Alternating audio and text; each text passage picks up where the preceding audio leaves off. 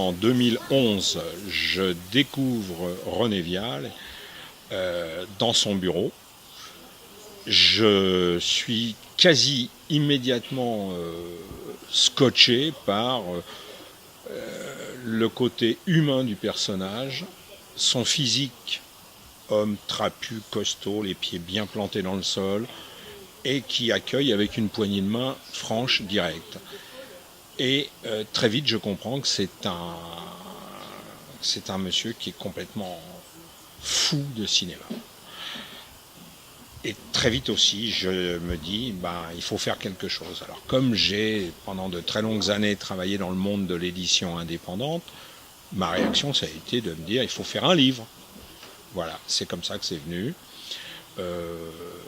Et à partir de là, j'ai très vite compris que René Vial, je pouvais m'autoriser à l'appeler, à le baptiser du titre de Monsieur Cinéma de la Corse, ou Georges Cinéma di Corsica. Moi, j'ai découvert un personnage, c'est vrai, très attachant. Très attachant. Au départ, très réservé. Et ça, bon, c'est un trait assez fréquent chez nous en Corse. On n'est pas des expansifs, on n'est pas des gens qui étalonnent nos sentiments et comme ça.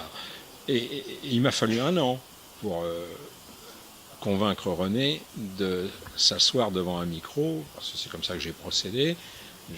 On a réalisé tranquillement une quinzaine d'heures d'enregistrement, rien que sur lui. Et ce personnage, il est vraiment... Moi, il me plaît aussi parce que quelque part, je me retrouve en lui, parce que comme lui, j'ai pas fait de grandes études. Je disais à un ami tout à l'heure, moi, mon diplôme le plus élevé, c'est le BEPC, en 1965. Après, c'est l'université de la rue, l'université de la vie.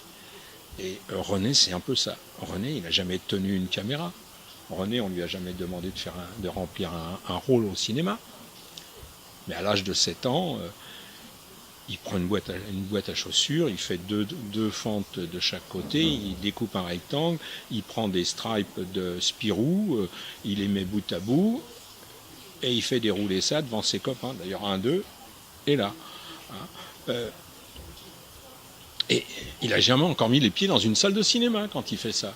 Il imagine le cinéma parce que sa mère lui en parle. Voilà. Et là, je me dis...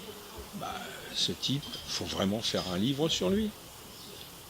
Et moi, l'image qui me vient lorsque René me parle plus en détail de sa vie, très vite, je vois dans ma tête défiler le film Cinéma Paradiso. Et là, je dis, mais c'est Toto. C'est le petit Toto du film. C'est vrai. Quand il me raconte comment il veut s'approcher du projectionniste, au régent ou du projectionniste adulte en place à l'époque au Paris. Et après, moi, quand vient s'ajouter à tout cela le côté